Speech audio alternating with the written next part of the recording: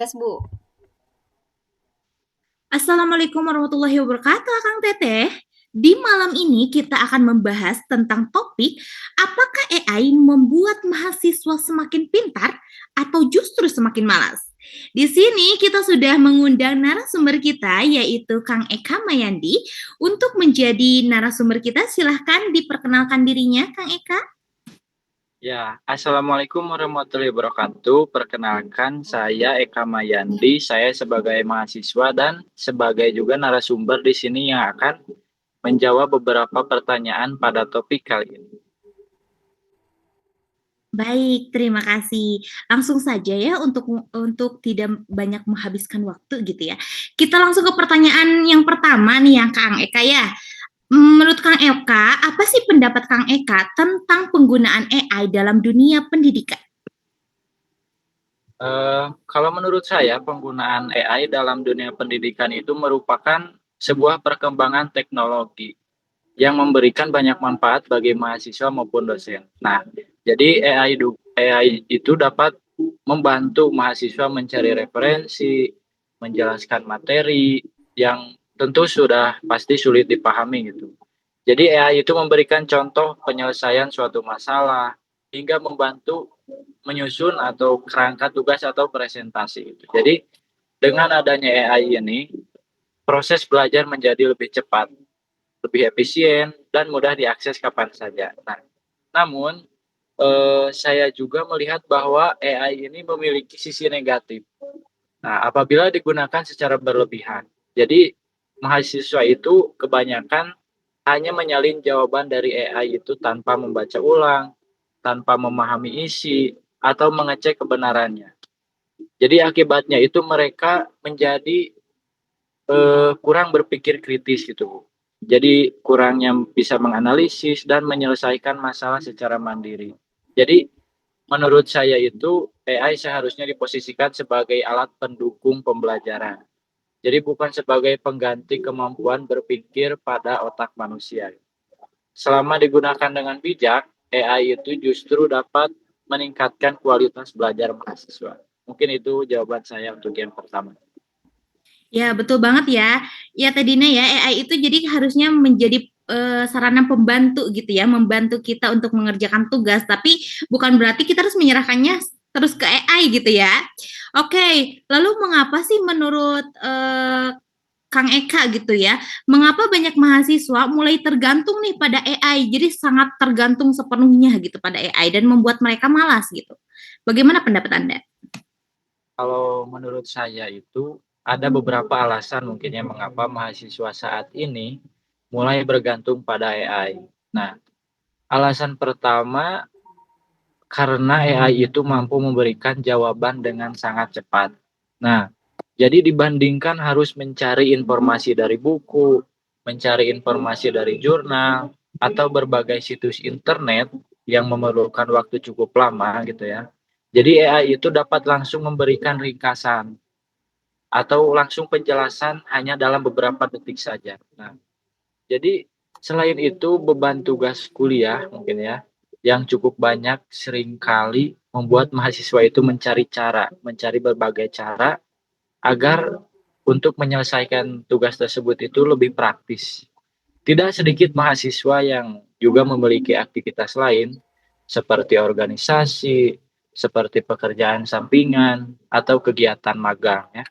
Jadi kondisi tersebut itu membuat AI itu dianggap sebagai solusi untuk menghemat waktu. Nah, mungkin untuk faktor lainnya adalah perkembangan teknologi yang semakin maju. Nah, jadi sehingga peran AI ini menjadi sangat mudah diakses oleh siapa saja.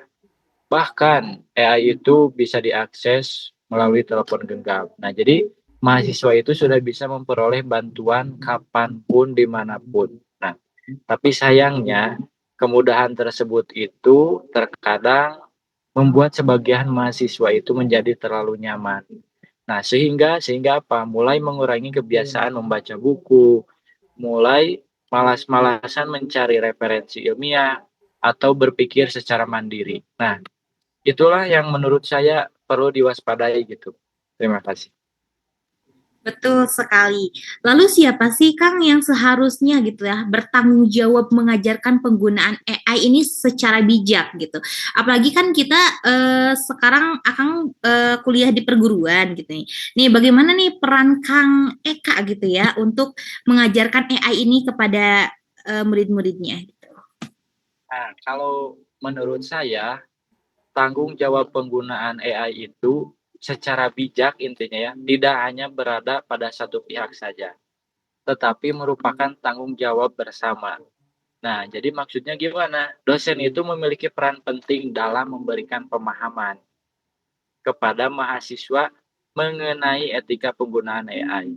Nah, batasan penggunaannya dalam tugas akademik, serta pentingnya menjaga kejujuran dalam akademik. Nah, jadi dosen juga dapat memberikan tugas yang mendorong mahasiswa itu untuk lebih banyak melakukan analisis, lebih banyak diskusi, dan berpikir kritis sehingga AI itu tidak bisa dijadikan satu-satunya sumber jawaban. Nah, tapi di sisi lain juga, mahasiswa itu harus memiliki kesadaran bahwa tujuan utama kuliah itu memperoleh ilmu dan mengembangkan kemampuan diri. Jadi bukan hanya untuk mengejar nilai. Nah, oleh karena itu, mahasiswa itu harus menggunakan AI secara bertanggung jawab. Misalnya, AI itu digunakan hanya untuk mencari inspirasi, untuk memahami suatu konsep, atau mengecek hasil pekerjaan sendiri. Jadi bukan hanya sekedar menyalin jawaban atau copy paste. Nah, selain dosen dan mahasiswa juga, pihak kampus juga sebaiknya memberikan pelatihan atau melakukan sosialisasi mengenai pemanfaatan AI dalam dunia pendidikan. Nah, untuk apa? Agar seluruh sivitas akademika memiliki pemahaman yang sama tentang manfaat, tentang resiko AI, dan etika penggunaan. Gitu mungkin Bu, menurut saya. Nah, menurut Akang, kira-kira AI itu paling cocok digunakan di bagian mana dan pada situasi seperti apa dalam proses belajar mahasiswa? Nah, jadi AI itu paling tepat digunakan selama proses belajar berlangsung. Jadi bukan pada tahap akhir ketika mahasiswa hanya ingin menyelesaikan tugas dengan cepat. Misalnya, AI dapat dimanfaatkan saat mahasiswa sedang memahami materi kuliah yang sulit, seperti mencari contoh soal, atau membuat rangkuman, atau menyusun kerangka makalah, atau bisa juga untuk mencari ide ketika akan presentasi. Nah, jadi AI itu sangat membantu ketika mahasiswa itu ingin mengecek tata bahasa, ketika mahasiswa itu ingin memperbaiki struktur tulisan, atau memperoleh penjelasan tambahan mengenai apa? Mengenai suatu konsep yang belum dipahami. Nah, jadi di dalam kondisi seperti itu, AI itu sangat-sangat berfungsi sebagai pendamping belajar. Nah, namun ketika mengerjakan tugas yang menguji kemampuan berpikir, yang menguji analisis atau hasil penelitian sendiri, mahasiswa itu harus tetap mengutamakan pemikiran pribadi. Jadi AI itu sebaiknya hanya digunakan sebagai alat bantu untuk memperkarya pemahaman. Jadi bukan sekedar pihak yang mengerjakan seluruh tugas. Itu menurut saya. Oke, baik. Nah, seperti yang tadi Akang sampaikan, tentunya AI itu kan sangat banyak manfaatnya nih. Nah, gimana caranya supaya mahasiswa itu bisa memanfaatkan AI sebagai alat bantu belajar, tetapi melatih kemampuan berpikir kritisnya gitu, Kang? Nah, kalau cara terbaik memanfaatkan AI itu, jadi kita itu harus menjadikannya sebagai teman berdiskusi. Jadi bukan sebagai pemberi jawaban mutlak. Ketika kita memperoleh jawaban dari AI, jadi mahasiswa itu sebaiknya tidak langsung percaya begitu saja.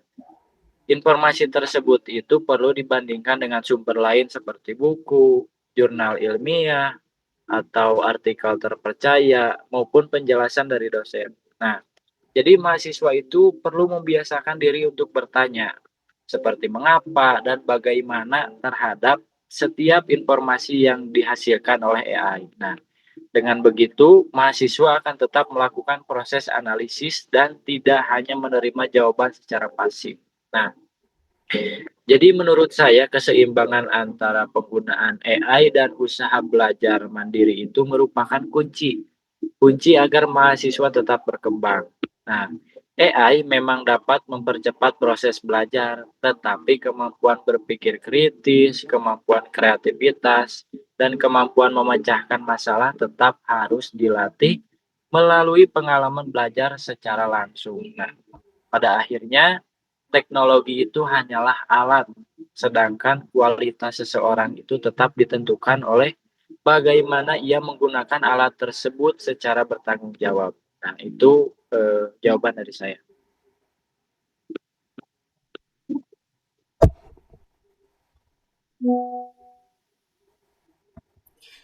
Wah, sangat menarik sekali ya Teh Ajeng jawaban dari Kang Eka. Berarti AI itu memang bisa jadi alat yang sangat membantu jika digunakan dengan bijak. Yang penting kita itu tetap menjadikan AI sebagai pendamping belajar, bukan pengganti proses berpikir kritis. Jadi kemampuan berpikir kritis akan kreativitas tetap harus diasah. Betul sekali, luar biasa ya percakapan kita malam ini. Saya ucapkan terima kasih banyak nih kepada narasumber kita Kang Eka dan begitu juga kepada Teh Dina ya yang sudah memaparkan beberapa pertanyaan. Terima kasih banyak Kang Eka. Semoga Kang Eka, Teh Dina dan kita semua sehat selalu. Mungkin cukup sekian untuk wawancara malam ini. Terima kasih. Wassalamualaikum warahmatullahi wabarakatuh.